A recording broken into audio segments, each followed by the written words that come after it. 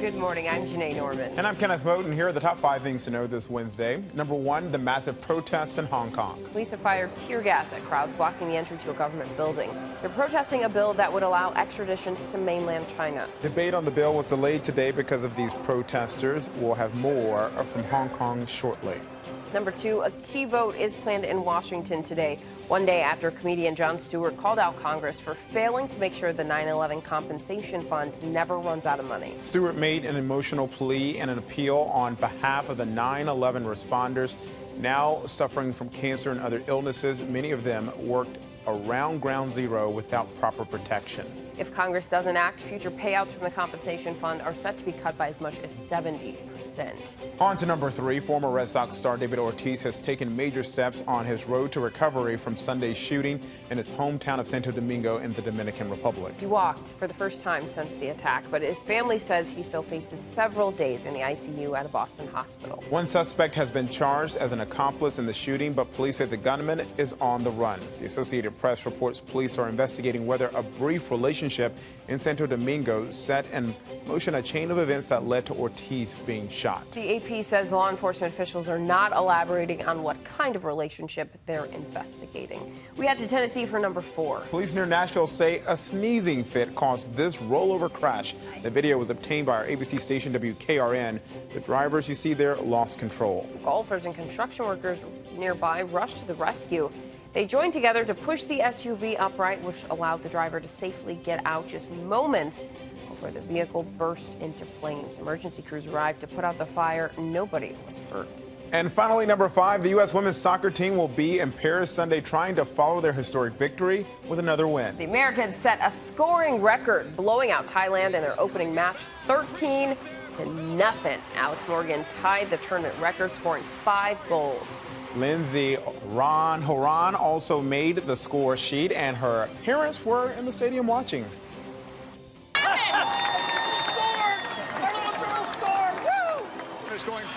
The critics claim Team USA ran up the score, but there is a reason to keep scoring because total goals count as a tiebreaker at the end of the tournament's first round. So good going. You know what happens when they get a goal there? What happens? They say, "Go! Go!"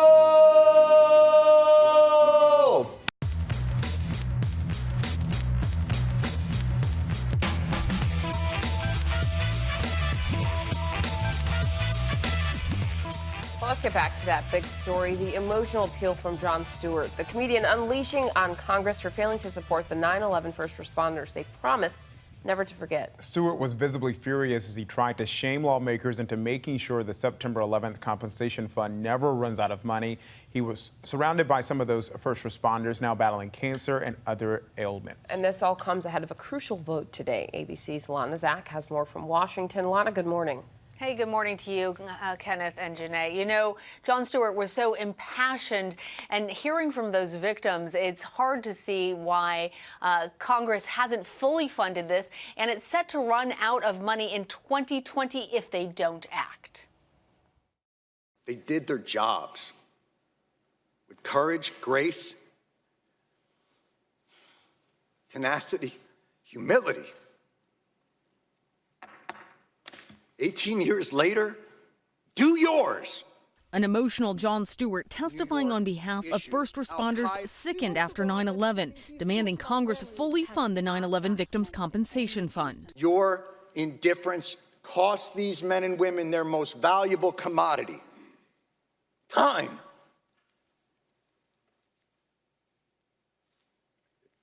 It's the one thing they're running out of. The bill is expected to pass the House today, but advocates say the challenge is in the Senate. Gosh, I hadn't looked at that lately. I'll have to. We've always dealt with that in the past in a compassionate way. Former NYPD bomb squad detective Luis Alvarez is facing his 69th chemotherapy treatment. We are all worried about our children and spouses and our families if we are not here. You all said you would never forget. Well, I'm here to make sure that you don't. The fund has paid out claims to 22,000 victims, but according to the World Trade Center Health Program, there are roughly 95,000 who could be eligible. And I am awfully tired of hearing that it's a 9/11 New York issue. Al-Qaeda didn't shout death to Tribeca. They attacked America, and these men and women and their response to it is what brought our country back. And you are ignoring them. And not everybody was actually present at that subcommittee meeting. There were 2 members that were actually absent, 1 Republican and 1 Democrat. And Stewart really took that as a sign of Congress's dysfunction. Kenneth, Janae? Lana, Zach, thank you so much. And you know, this really is not even about Jon Stewart. This is about the attention that should be on these first responders heroes who really deserve our respect and our attention. Lana, Absolutely. Thank you again, my friend. Well, some other headlines this morning. The pilot killed in Monday's helicopter crash on a New York skyscraper was not certified to fly in bad weather. FAA records revealed Tim McCormick was cleared to fly only in good visual conditions. He radioed after takeoff to say the weather was affecting his visibility. Officials are trying to determine what led him to crash on top of that building. President Trump and former Vice President Joe Biden spent yesterday taking jabs at one another as they both descended on Iowa. Biden said 4 more years of President Trump would pose a threat to the country. Biden also blasted Trump over tariffs, saying American farmers and manufacturers are absorbing the pain. The president questioned Biden's mental fitness. He looks different than he used to. He acts different than he used to. He's even slower than he used to be. I'd rather run against, I think, Biden than anybody. I think he's the weakest mentally. And I like running against people that are weak mentally. Mr. Vice President, why do you think the president says he would rather run against you than anyone else? I don't know. I have no idea. But I'm looking forward to it. Mr. Vice President. Trump attended a fundraiser last night before leaving Iowa. He tore into the Democratic Party, but never mentioned the former vice president. Well, it's a tense situation in Hong Kong this morning. Protesters faced off with riot police as they tried to block access to government buildings. Police, they were firing tear gas into the crowd. That was where lawmakers were scheduled to start work on a controversial law that would allow suspects to be sent to China for trial. The start of the legislative session was delayed because of the protests, and our correspondent James Longman is there in the crowd with the latest. Good morning, James.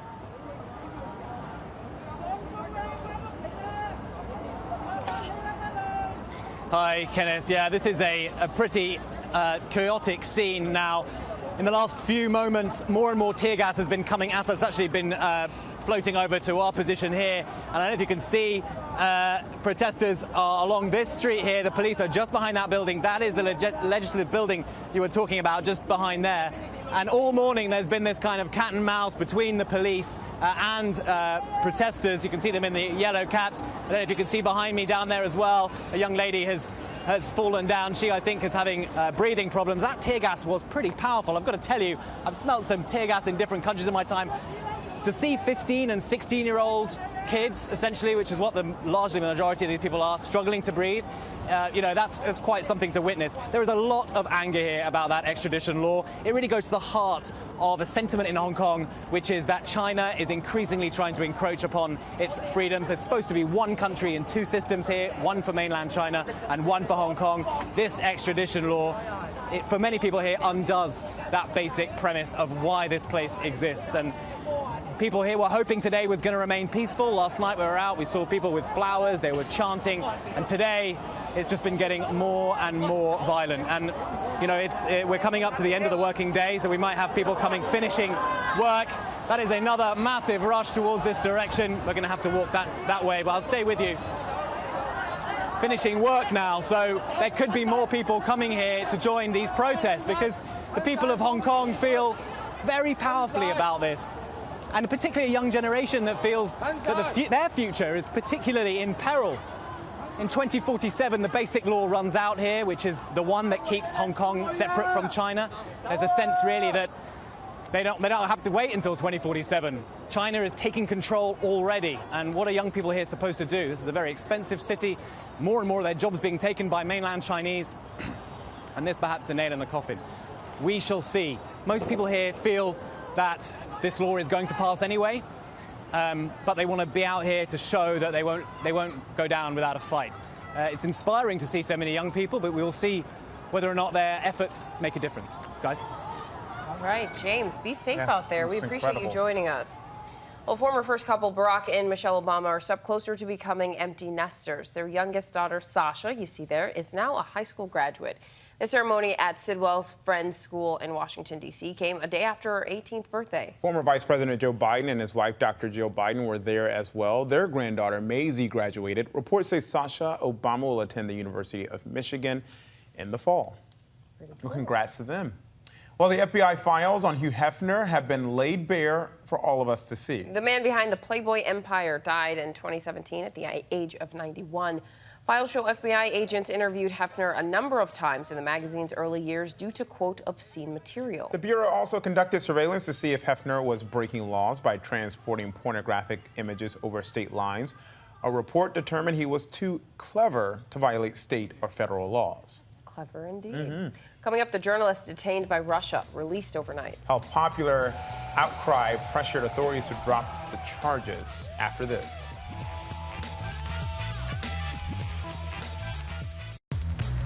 Welcome back. Now to a nightmare scenario for anyone who has rented their home to strangers. A California vacation rental was reportedly cleaned out after renters used fake IDs to book the property. Brian Slonsky from our San Diego affiliate has the story. From a neighbor's surveillance camera, it shows men moving things through a Bird Rock area garage and into a truck. But the men, not movers. They were staying in the vacation rental, but according to the homeowner, had checked in using fake credentials, fake credit cards, fake IDs. As soon as I found out, I went and told all my employees, and I'll definitely spread the word that there is a crew going around doing something like this. Tyler Trowbridge is a contractor working in the neighborhood. He's had his own tools stolen while working at a home, knows how the homeowner is feeling, and spoke on his behalf. You don't wish it upon anybody. It's their personal belongings, and their home was invaded. It's a breach of privacy, and it's an invasion in your world. In this case, it wasn't small belongings either. The owner tells me the men cleaned the place out, stealing everything from furniture to TVs, even the stove. And when I talked to the actual owner, it was a lot more intense than I thought. What's more, the owner tells me meth was left inside. We were there today as a police officer took down a report. And the fact that there were drugs in the house, too, leads me to believe that it might happen again, too. La Jolla Vacation Rentals is the property manager here. We asked them for an interview, but they wouldn't do it. The homeowner and this contractor warning the neighborhood, watch out. And it's just sad that there's people out there that take advantage of these situations. It's got to be something that shakes you up a little bit. In Bird Rock, Brian Schlonsky, 10 News. Our thanks to Brian there. Now let's go across the pond now to our foreign correspondent, Julia McFarland in the London Bureau. Good morning, Julia. Let's start in Africa, where we've been covering the Ebola outbreak that has now expanded to Uganda. Morning, Kenneth. Yeah, some bad news in the fight for Ebola. It hasn't abated since that horrific outbreak between 2013 and 2016. Remember all those headlines of this disease, which was furiously expanding across Western Africa. More than 11,000 people died back then. And while it was largely contained after 2016, it has actually crept back in the DRC. More than 1,400 people have died since last August. And now some really bad news. A 5-year-old boy in Uganda has been confirmed to have the disease, according to the World Health Organization. The country has issued an emergency response following this outbreak. It's thought that he's traveled from the DRC to Uganda, but a couple of his family members have exhibited some signs of the disease. So health officials, the World Health Organization, the Ugandan officials, and of course aid workers in the DRC are really trying to get this outbreak under control before we see a repeat of that horrific epidemic a few years ago. Let's hope they do. I'm sure they are working as fast as possible. And Julian, overnight, Russia has released a journalist being held on drug charges that have now been dropped after quite a public outcry. So what's the latest there? Kenneth, this is a really, really extraordinary story from Russia, mostly because it's kind of a really strong and one of the first real examples we've seen of civil society and civil action being taken and the government responding to pressure on this. Remember, Russia is ranked around 83rd out of 100 on the World Press Freedom Index, 100 being the absolute worst. So, of course, Russia pretty far down on that list. First of all, this story, Ivan Golinov, he is an independent freelance investigative reporter for a Latvian-based Russian outlet. And he'd done a lot of investigative stories on like loan shark business, corruption, all these sorts of things. And last week, he was detained by police on drug charges. Now, there was a huge international outcry about this, and particularly a very large domestic outcry over this, saying that these charges were false, that pictures that appeared to show stashes of mephedrone in his apartment weren't actually pictures of his apartment. A lot of campaigners saying this was a sham, and this was growing into a real embarrassment for the Kremlin. Now, one of our colleagues has just pointed out that today actually is a Russian public holiday. So it's an interesting timing for the Russians to release him from prison and drop the charges against him. An interior minister today saying he's going to ask Vladimir Putin, the Russian president, to fire 2 officials who are involved in this whole debacle. But this is really quite an extraordinary example of Russian civil society sort of standing up for press freedom and the authorities actually taking notice. Yeah, interesting timing on that release and interesting details there, Julia. Before you go, in the British Royal Watch, we hear the Duchess Kate made an appearance with some furry friends. Yes, so Will and Kate, some really lovely pictures of them visiting some farmers in Cumbria in northern England. They were chatting to the farmers and just understanding the work that they do, and they even got a go at shearing some sheep. Kate there just trying to very delicately try and shear the sheep, but she seems to be tickling the animal, poor thing.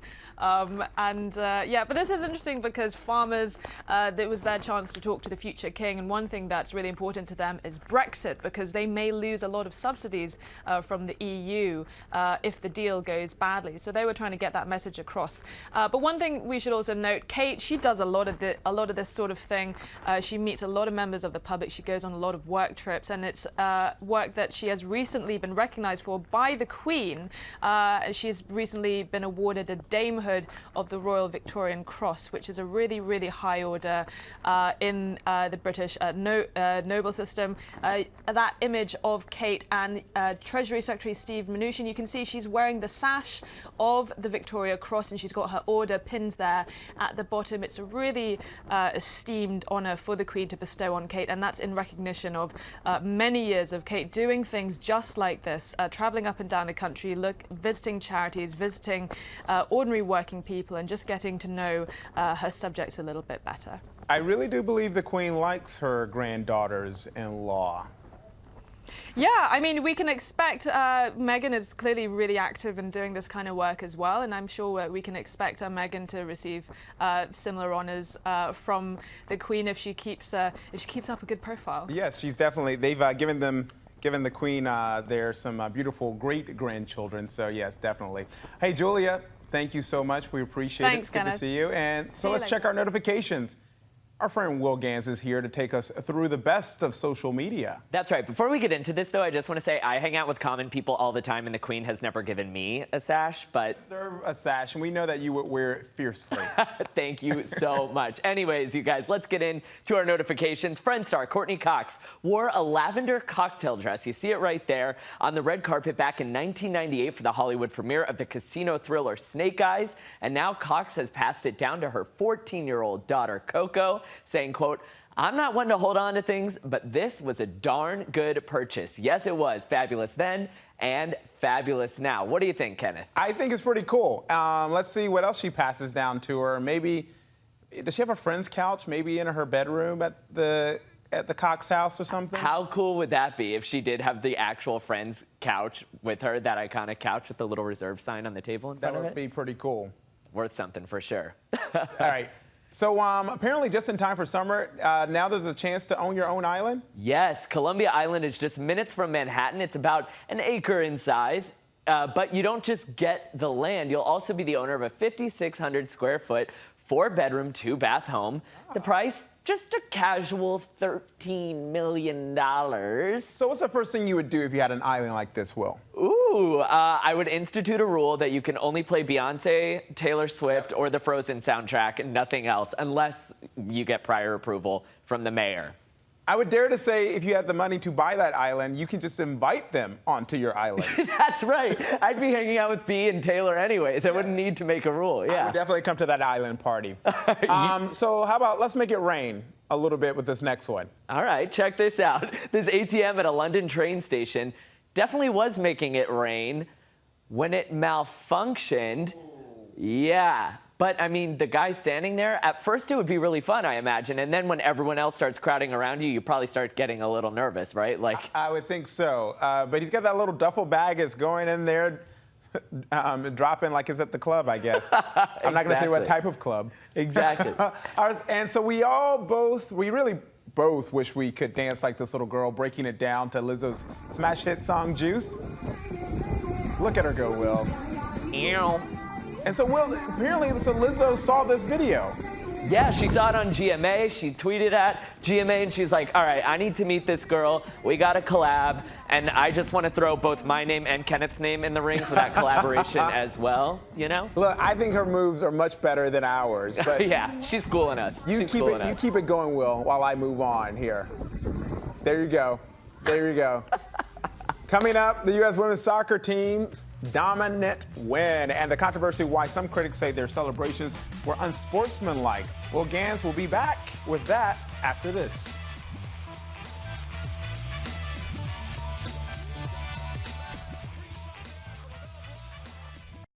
Here's what to watch out for today. The president's son, Donald Trump Jr., is scheduled to testify before the Senate Intelligence Committee in a closed-door session. Senators will likely ask why he said under oath that he knew very little about a Trump Tower Moscow deal, which appears to conflict with testimony from former Trump attorney Michael Cohen, who told lawmakers he kept Trump Jr. and Ivanka Trump briefed about the project. Meanwhile, President Trump is set to welcome the president of Poland to the White House for meetings and a bilateral press conference. We'll bring that to you live right here on ABC News Live. And a hearing on Aretha Franklin's will is set to take place after 3 separate handwritten wills were found in the Queen of Soul's Detroit home, including one found in couch cushions. Franklin's lawyer is asking the court to determine whether they're valid. Plus, don't forget to tune into The Debrief for an update on all our top stories and The Briefing Room for a breakdown of the latest headlines in politics. The NBA Finals aren't the only major sporting event captivating worldwide attention. It's a great time to be alive this morning, especially if you're a soccer fan. And our own Will Gans is here with Will. I wish you had some of those fashions Aretha had. Yeah, we just saw the hair. I mean, well, when you hear the score of this game, it's a hair-raising thing that might just, happen to you, too. All right, listen up, you guys. The 2019 Women's World Cup is officially underway, and if you were watching online, you may have thought the live stream was glitching, but no, the women's team just kept scoring and scoring and scoring. Back post hitter, go! Oh, shot taken, and Rose Lavelle. It's loose, and there's one. For the U.S. women's national team in their 2019 World Cup opener, it was lucky number 13. 13-0 U.S. Defeating Thailand in an historic 13-0 victory. The defending World Cup champs setting record after record. Most goals ever in a women's or men's World Cup game. Alex Morgan, who scored 5 goals, tying for the most by any player in a men's or women's World Cup match. Come on! 5 for Morgan! And 10 goals in the second half were the most in any half in World Cup history. Fans of Team USA cheering on goal after epic goal. Lindsey Horan's parents in the stands to watch her score her first in a World Cup game. Some viewers criticizing Team USA's continued celebrations after every goal. But former World Cup champ Abby Wambach tweeting, "For some players, this is their first World Cup goal and they should be excited. Imagine it being you out there. This is your dream of playing and then scoring in a World Cup. Celebrate." And after the game, a display of sportsmanship from U.S. captain Carly Lloyd consoling the goalkeeper from Team Thailand. This massive victory coming on the heels of a lawsuit filed by the women's team earlier this year, seeking equal pay to what the men's team is making. One final stat, while it took the women's team 90 minutes to score 13 goals on Tuesday, the men's team has scored 13 goals total in the past 6,202 days. Which is 17 years if you do the math. Ouch. The women's next game will be on Sunday in Paris, taking on Team Chile. I really like seeing that high score. When you talk about 0-0, 0-0, Which is normally what it's like watching soccer. Yep. Yeah. Right. Rack it up, women. Rack it up. Yes, absolutely. Especially now that we know that it makes sense why they keep scoring. Yes. So good for them. And that brings us to our question of the day. Will Team USA go all the way and bring home the glory again? Tell us what you think in the comments or tweet us at ABC News Live. Will they? Will? Yes, of course they will. They will. There you have Go it. USA. All right, that's it for us this morning. We will see you tomorrow. USA. We'll see you tomorrow.